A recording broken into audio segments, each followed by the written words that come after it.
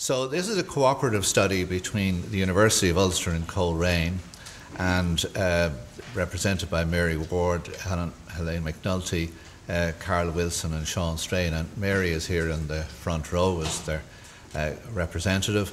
The others couldn't come. And let me just say it's been a terrific cooperation, not politically driven, and carried out a long, long time ago before it was fashionable to do North-South associations for political reasons, and that became a big issue later on. Not that we received a red cent for it or a red euro for it in the whole time, but you know, it was often trotted out as being an example, and it was a great example. And I suppose our strengths in Trinity were more on the laboratory side, and in the University of Ulster were on the field side. So we had a combination of two different things that naturally fitted together. We're actually going to be focusing on this enzyme here, and I just put it into the context of an overall pathway, just so I'm not just putting up a single enzyme and a single reaction. But if we concentrate on the single enzyme, we can see here that it carries out a very important reaction, but just let's look at it in this kind of context. And the enzyme has a very long name because it converts this substrate, which is a folate cofactor, into another folate cofactor, and the enzyme is called Methylenetetrahydrofolate Reductase, or abbreviated to MTHFR.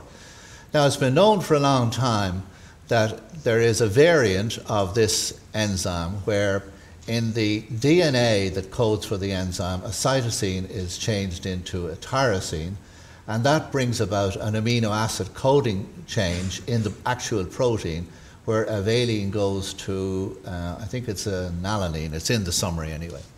And that has big functional consequences. So this is the native enzyme, it's perfectly stable, it has a cofactor FAD, and is used in, and occurs in most people. This is the variant where there's a substitution of amino acid. It loses the cofactor FAD from the active site. The enzyme consequently becomes very unstable. And most importantly, in vitro, the enzyme can be restored to activity by adding FAD. So the cofactor, which is in the active site of the enzyme, FAD, can come off the enzyme because of this substitution of this amino acid, and the enzyme then gets inactivated. But in vitro, you can add back the cofactor at higher concentration, and the enzyme will be stabilized. We're not sure whether to reassociate, but it'll certainly be stabilized. So that's the kind of background setting. And if we just took the occurrence of this variant here, we would have a situation for essentially all enzymes or variants that you'll get one copy from each of your parents. So the variation could be that, let's say there's 100 people in this room or whatever, 10% of people will have 2 copies of the abnormal variant. And in vivo, in their cells, they would have a two very inactive forms of the enzyme.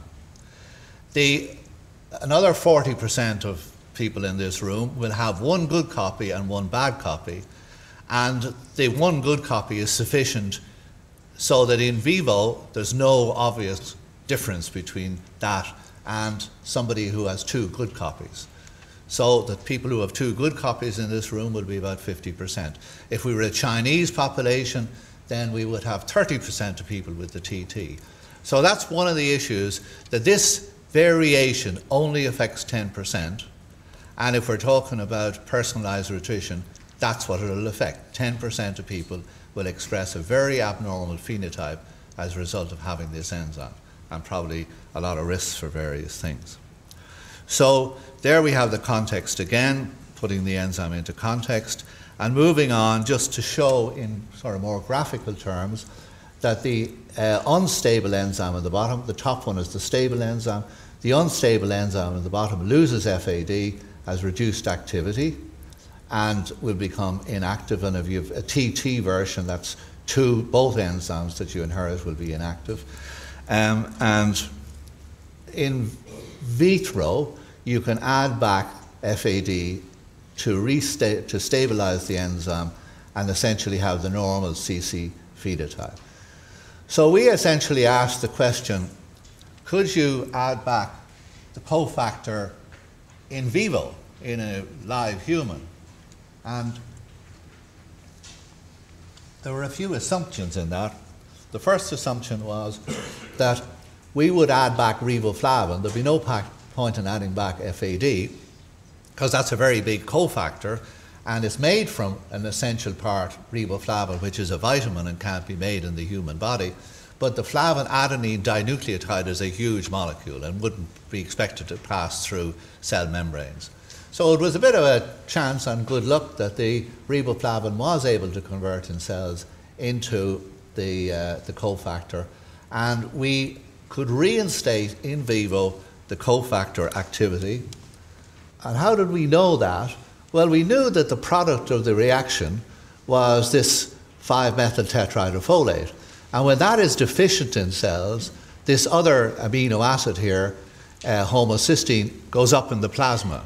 So if you were going to treat in vivo, what would you expect to happen? You'd expect that there would be a drop in the circulating plasma homocysteine.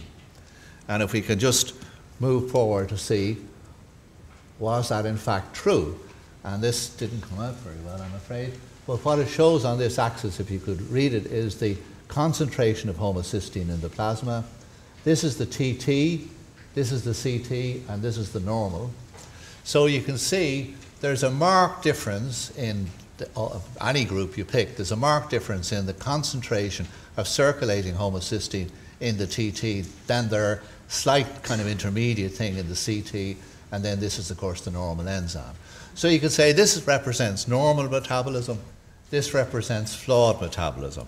And if we just go back by way of a sort of a lay summary, we can say, what's happened to date? What have we talked about to date?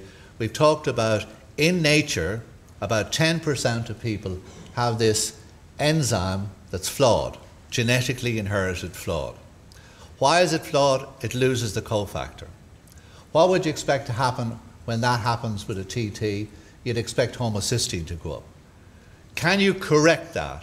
And the answer is you can correct it in vitro, and now we've shown that you can correct it in vivo, because if we go forward to that slide, sorry, going backwards, if we go forward to that slide which showed circulating homocysteine, we can see, sure enough, that at baseline, the homocysteine concentration has gone up in TTs. But probably what's as important from our point of view is that when you give the subjects, and there are many in these different groups, riboflavin, 1 RDA, 1.6 milligrams per day for 12 weeks to establish their concentration of riboflavin, and they would then have a higher or a high normal riboflavin. You can see there that the concentration of homocysteine is decreased. It doesn't come down to where the baseline levels are. And as importantly, the other two genotypes, there's no effect of adding riboflavin. And you'd certainly expect that on the wild type. The enzyme is fine. It has riboflavin or its consequent cofactor in the active site, and it's perfectly stable. So we don't expect any homocysteine lowering in those two. Now, I suppose you might ask, well, that's interesting, so what's happened in vivo? The homocysteine level has gone up in the plasma, and that might be a bit of a so what, and could well be. Homocysteine has been mentioned, or a lot of work done on it as a risk factor for cardiovascular disease. Doesn't look like it is at the moment. Still possibly a risk factor for stroke, but it's only a risk factor and doesn't have any obvious molecular way in which you could do that. And I mean by that in the human circulation, about 96% of homocysteine is bound to proteins and bound as dimers and bound to cysteine. And it's just inconceivable that 96% could attack arterial cell walls or do any damage to an artery or a vein. But clinicians and us measure homocysteine, so it's like, well, the only thing we can look at is the plasma level, so let's just pretend it's the plasma level. And of course, it was never the plasma level. It might be that it's a reflection of intracellular levels. So homocysteine is not a very exciting candidate to do anything. But what was of immense surprise, and I would say that advisedly, was that when we looked at these people who had been treated for homocysteine lowering, Now, again, secretly you can't see it, but this line over here is systolic blood pressure.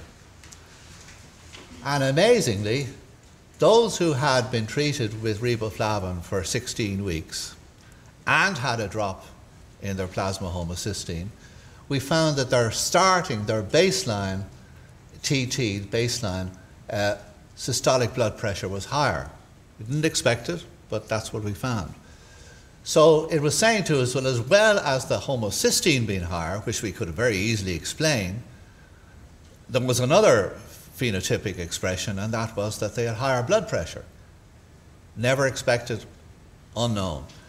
And more importantly, like the homocysteine, the CTs didn't have high blood pressure. CTs are, neither did the CCs. So we were left with this sort of very interesting finding that there not just appeared to be, there was absolutely a statistically significant increase in systolic blood pressure in those with the TT genotype. So screwing up this enzyme, this methylene-tetrahydrofolate reductase, which is what happens in the TT, happens twice in the TT with both inherited versions, increased blood pressure in those people. And what was of suppose more interest was, as we did with the homocysteine, lowering it by giving riboflavin, here you see the effect of giving riboflavin for 16 weeks on the blood pressure. And there's a highly significant reduction in blood pressure in the TTs, in fact probably coming down to less than the starting levels in the other. So that was a kind of a different ball game. Now instead of correcting the circulating homocysteine level, which might or might not be of interest, we were correcting something that everybody thought was interesting, or certainly we did, the systolic blood pressure. And I might add, correcting it by a very significant amount. These on average represent sort of 15 or 20 millimeters of mercury. That's as good as any antihypertensive drug does. Losing 2 stone in weight would probably reduce your blood pressure by 2 or 3 millimeters of mercury. So there's a lot of weight loss can be done by taking riboflavin, if you take my point. So what we would predict would be that people in this audience who are TT, who if they have any kind of a medium or low riboflavin status, they will have an element of elevated blood pressure that if they took riboflavin, as we did here, could be corrected.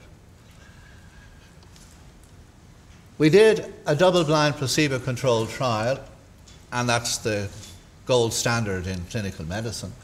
And what it shows here is, again, I'm sorry for the slide not coming out, we took a group of TTs, and there aren't 2 populations of TTs as shown here, there's 1 population, but we randomized them into 2 different groups.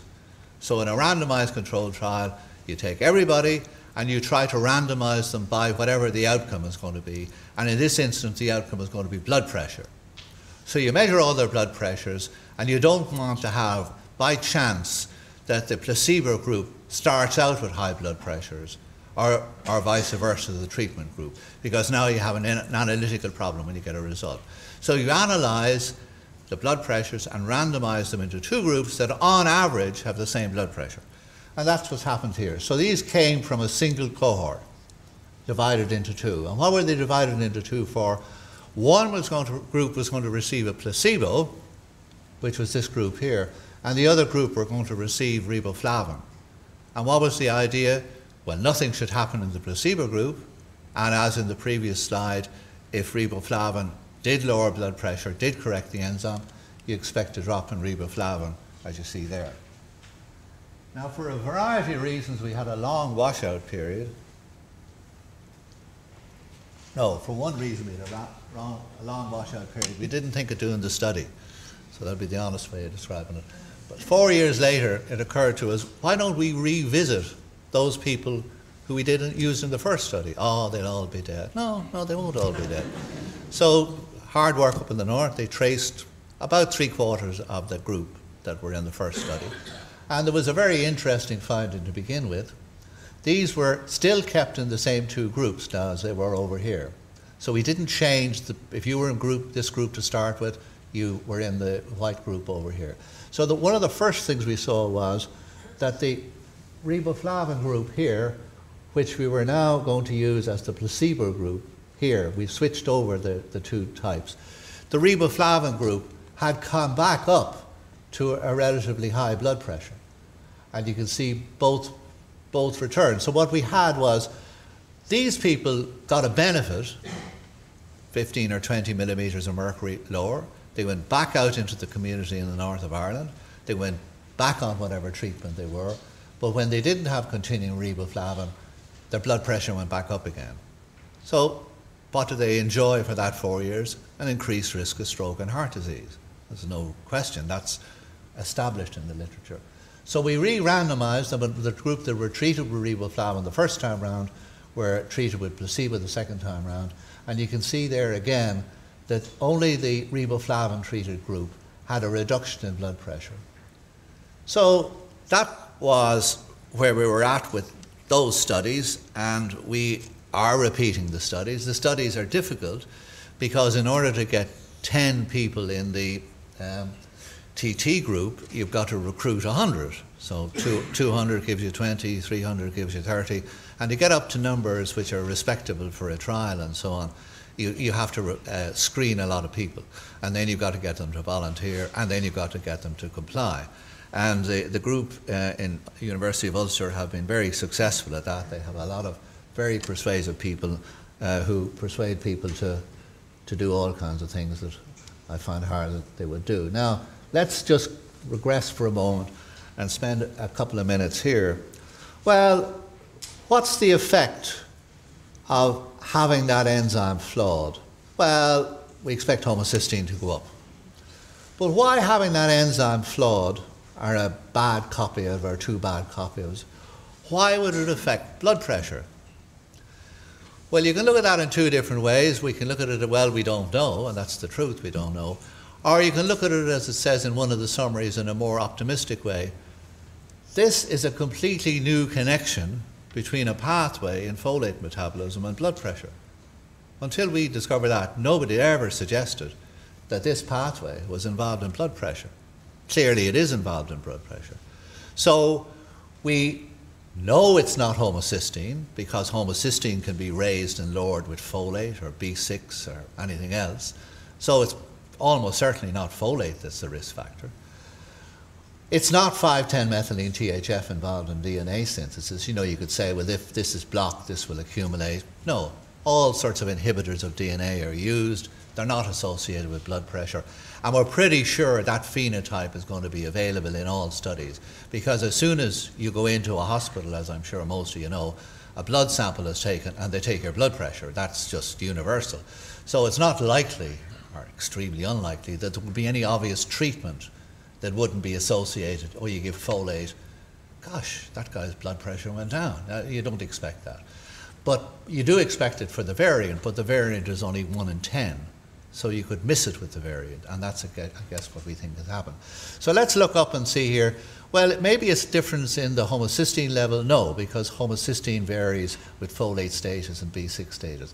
What's far more attractive is to go over to this other side here and ask, what's the effect of methylating with this product here, homocysteine? And the answer is you make methionine. This group, this methyl group, CH3 group, shown it here as being added on. Homocysteine is like methionine, except it's missing the CH3 group. And here we have methionine, not plus the CH3 group. That's what methionine is. It's activated with ATP to make this acetylenosyl methionine. And this is the universal methyl donor. So we have unmethylated products that are converted to methylated products. And there are a huge array of these unmethylated products that are modified by methylation. And you can see it includes lipids, proteins, receptors, DNA, hormones. There's about 3 dozen enzymes, methyltransferase, in every cell that uses SAM as a methyl donor. So it's far more attractive to say that inhibition of this enzyme by this polymorphism, or reduction in this enzyme, reduces the activity of some one of these methyltransferases. And that one of those methyltransferases, in an unknown way, is involved in blood pressure. Now, I suppose that would be the plug I'd use for using basic science, and you see things like this pass the door, and if you have any cop on, you see them, and if you don't, they pass the door and you don't see them. And that's where you patent things. And we have patented part of this, not all of it, but part of it. Because here you have, in a sense you could call it a chance finding, that there's a relationship between that enzyme and blood pressure. Unknown. So blood pressure control is obviously a huge target, both for the food and pharmaceutical industry. Now, it's always attractive to say, well, what methyltransferase might be involved and what would it do? And I think this has already been mentioned. Everyone looks to nitric oxide and nitric oxide synthase because it's known that nitric oxide is a huge controller of blood pressure, metabolic controller of blood pressure. And it acts by true second messenger biochemistry, where it converts GMP into cyclic GMP, and cyclic GMP attaches to cells in the arterial cells, and then phosphorylates proteins, causes changes in the smooth muscle, and eventually lowers blood pressure, and that's known. And you can just see practical examples of how it is known. You can see that nitroglycerine, which you take for angina, you see those movies where the guy swallows the pill and he's fine, that's producing nitric oxide directly. And then over here you see there's a breakdown of cyclic GMP up to GMP, and that is done by a phosphodiesterase, and that phosphodiesterase is inhibited by siderofillin, and you probably know that under a different name. In fact, it's Viagra. So we would all appreciate that nitroglycerine and Viagra have potent effects. So what we come back to is where's the payoff, whatever Mick used as the term. What was it? Where's the money or whatever? Well, would you like to know if you had the TT genotype and possibly had correctable blood pressure by taking extra riboflavin? Well, I know what my genotype is, CT, and I don't need to worry about that from what we've found. But would you like to know that? And in 5 years' time, everybody who wants to pay maybe $1,000 will be able to get their genotype. And if there's a plex at the GP surgery or at a hospital or whatever, you may be damn sure that enzyme will be on the plex. Because there's no use in finding out you have a gene that's a dead ringer for Alzheimer's disease. There's nothing you can do about that, except make your will or whatever before you lose the marbles. But, you know, there will be genes that will be on that, and there will be genes that won't be on it. And they may even be a mixture of clinically relevant genes, like BRCA1 and BRCA2 and some of these other genes, or they may all be nutrient genes. Now, this is a kind of a very clean example, unusual because there's a cofactor that you can add back. It's not very likely that you'll be able to treat polymorphisms as easily as this, but I think you will have risk polymorphisms that can in some way or another be modified by food. So we envisage that this somewhere, and this is patented, will be somewhere in some gamish related to personal nutrition, might be used to sell a package of genes that weren't all that relevant, because this one you could talk it through and it is pretty relevant. And I'm sure a lot of people want to be genotyped here, but no, I'm sure they won't. But, you know, what else could you do? You could just treat the whole population, 90% of whom wouldn't get any benefit. Even though riboflavin is very safe, you probably wouldn't want to do that. It's just too low a ratio. China, you might, where 33% of the population, or 40%, have the TT genotype. So it might be more amenable to a mass treatment. So that's one payoff. I think the more serious payoff for us is that there is a connection, I think undeniably, between that enzyme. Fortunately, we could find it out because we had the flawed version, and we could correct the flawed version. Otherwise, we'd never have found this out. But if you started looking at the other end, at nitric oxide or the blood pressure end, I don't believe that that enzyme would occur to you in a million years. It has nothing to do with blood pressure that you can see. What it probably works through is one of these methyltransferases. So I think from the payoff point of view, it's a target to find out which one of those methyltransferases or which other pathway is knocked out, or when this enzyme is reduced, the pathway closes down and causes vasoconstriction and increased blood pressure. And when this enzyme is reactivated by riboflavin, as you could see in vivo, the pathway bucks up again and causes the blood pressure, causes the arterial system to dilate through the smooth muscle, no doubt, and you get vasodilation and a decrease in blood pressure. And if I could just go on to the summary slide, it just says all that, and I would remind you again of the first slide, which was the attributions to my co-authors in the University of Ulster, who I think do the majority of the work, to be honest. Thank you very much.